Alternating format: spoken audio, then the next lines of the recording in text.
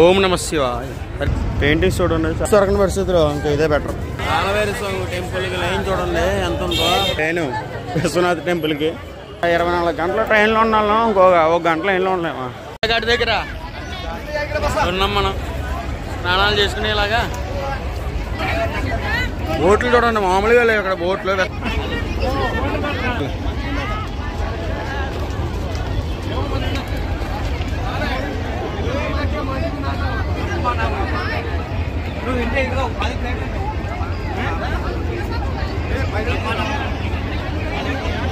కుదిరితే అటు పక్క వెళ్ళి స్నానం చేయండి బోట్ మాట్లాడుకుని. అన్ని ప్లాస్టిక్ అనుకుంటా, ఎంత పర్ఫెక్ట్గా చెక్కారు. అసలు ఈ బోట్లు చూస్తుంటే మాత్రం మామూలుగా లేదబ్బా. మొత్తం రోడ్లు అన్నీ బిజీగా ఉన్నాయి కానీ బోట్లు మాత్రం అలా ఒకసారి బోటింగ్ కూడా చేసేద్దాం మనం కుదిరితే. చలో స్నానం చేద్దాం తర్వాత. కేదార్ ఘాట్,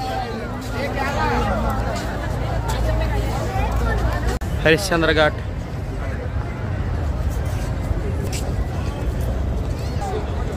ఓం నమ శివాయ. హరిశ్చంద్ర ఘాట్, ఓం నమ శివాయ. హనుమాన్ ఘాట్,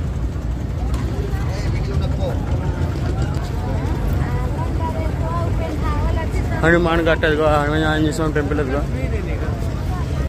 ఘాట్ పేరు శివాలా ఘాట్.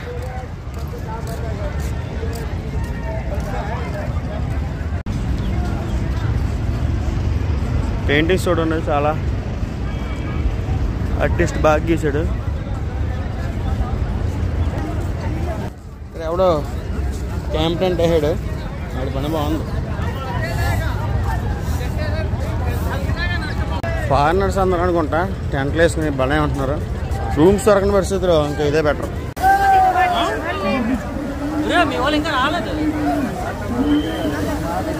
ఇక్కడే గంగాహారతి తెస్తారు నైట్ టైం. చూద్దాం పరిస్థితి ఎలా ఉంటుందో. లైన్ చూడండి దర్శనానికి. ఘాట్ దగ్గర నుంచి ఉంది మొత్తం. దర్శనం ఎలా అవుతుందో లేదో.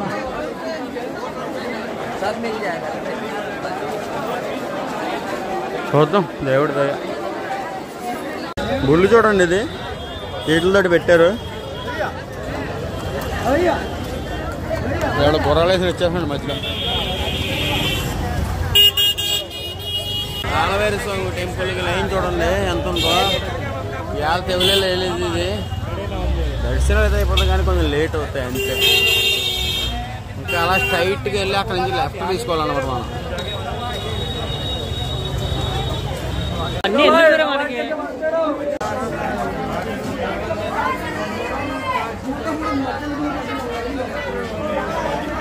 ఏంట్రా బాబు వెళ్ళే కొద్ది వస్తానే ఉంది. ఇంకా టెంపుల్ ఎక్కడ కూడా అర్థం కావట్లేదు. లైన్ మాత్రం మామూలుగా లేదు. ఇక్కడ ఉన్న వాళ్ళ పరిస్థితి చూడండి. రోడ్ని 2 భాగాలు చేసి ఓ పక్కన లైన్కి దాడెట్టి పెట్టారు, ఓ పక్కన బళ్ళు వాళ్ళు వెళ్తున్నారు. బా ఫైనల్గా దర్శనం టెంపుల్ దగ్గరికి అయితే వచ్చాం. పెయింటింగ్ బాగుంది కదా.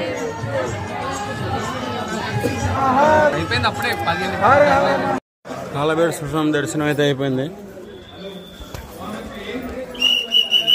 మొత్తానికి 3 గంటల లైన్లో కష్టపడిన తర్వాత కాలవేరి స్వామి దర్శనం అయితే అయింది. ఇది ఇంకో లైన్ అనమాట.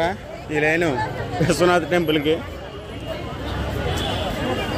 ఏం పర్లేదు, 24 గంటల ట్రైన్లో ఉన్నాను, ఒక గంట లైన్లో ఉండలేమా. కిలోమీటర్ లైన్ ఇది. మొత్తానికి నైట్ 12 PM దర్శనం అయితే కంప్లీట్ అయింది. ఓం నమ శివాయ.